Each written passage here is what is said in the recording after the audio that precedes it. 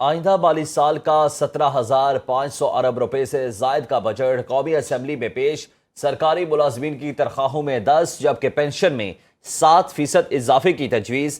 तनख्वाहदार तबके को रिलीफ मिल गया। 12 लाख रुपए सालाना कमाने वाले अब सिर्फ 1% टैक्स देंगे। गैर रजिस्टर्ड कारोबार करने वालों के गिर्द घेरा तंग, ना जायदाद खरीद सकेंगे ना फरोख्त कर सकेंगे। नई गाड़ियों की खरीदारी पर 18% टैक्स देना होगा।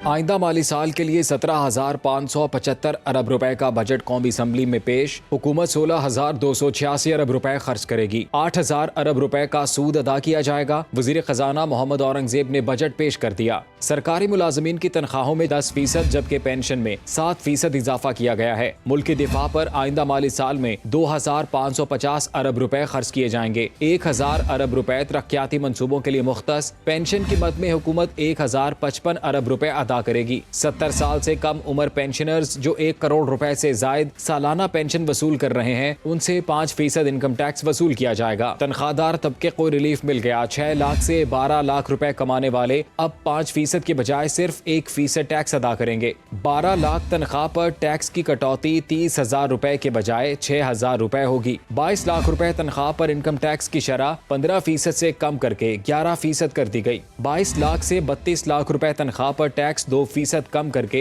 23% कर दिया गया। 6 लाख रुपए और 12 लाख रुपए तक तनख्वाह पाने वालों के लिए टैक्स की शरह 5% से कम करके 2.5% कर दी गई है।